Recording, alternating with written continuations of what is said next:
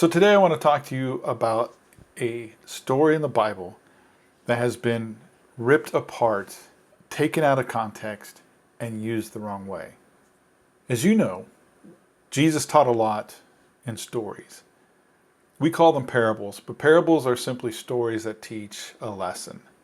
One of Jesus' most famous stories, one that's very popular around the world, is one that isn't even what we say it's about, of course, in my opinion. And that story is the story of a man that has two sons. And you probably know it as the story of the prodigal son.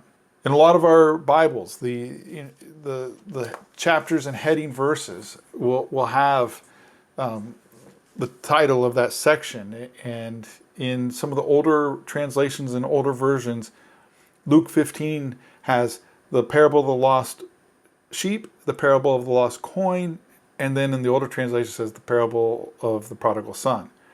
But if you look at what Jesus is doing in that chapter, it makes sense that it's the parable of the lost sheep, the parable of the lost coin, and the parable of the lost son. We've taken that story and we've literally cut it in half. Not half as in the number of words, but the half of the story. You see, we know the story of the prodigal son is the son who went out and spent all of his dad's money and then came back and his dad threw a party. And that's usually where we stop. Because the son of mine was once lost, now is found, was dead and now is alive, is an awesome story. But it's only half of the story. Meaning, we don't even really know what the word prodigal means. If I asked you, and if I said put it in the comments right now or tell me right now, we would say that the prodigal means someone who was lost and then found, has gone away and then has come back. But that's not what prodigal means. Prodigal means someone who spends profuse amounts of money and is very wasteful. So a prodigal is defined as profuse or wasteful spending. So yes, the younger son was a prodigal in that he spent money like a prodigal, and he spent profuse and wasteful amounts of money. But prodigal doesn't mean one who came back. The younger son takes all of the money that the father gave him. But if you read Luke, it says that the father divided the assets equally. So the younger son didn't take all the father's money. He took only what was coming to the younger son. The older son still had his money, and the older son stayed there with the father working on the farm.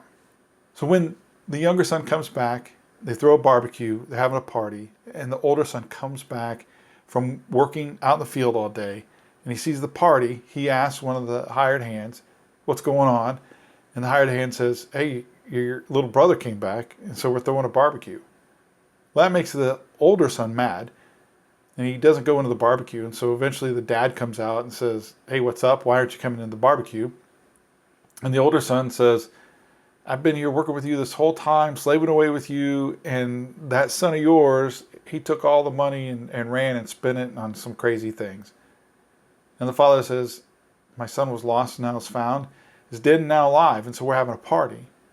But do you notice that it never tells us that the older son gives up, forgives the younger son, and goes back into the party, or goes into the party? The Bible doesn't say that. It ends right there. So this is a very, very tragic story. It's a very, very sad story. And we cut it out because we stopped at the party and the barbecue. We do that a lot with Scripture. And we take away the context because we focus on the things that we want to focus on. So this is a parable or a story about the lost son. But which son was lost?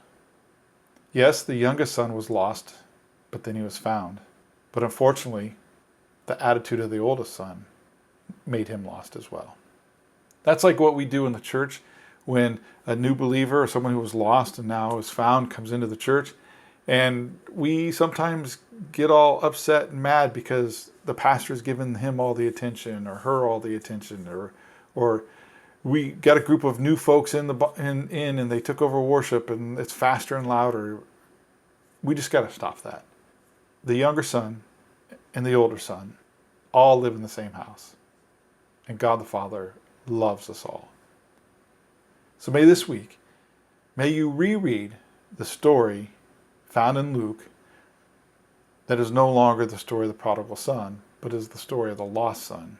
And may we endeavor to not be like the older son, but may we join the party, enjoy the barbecue, and dance. God bless you. Have a good week.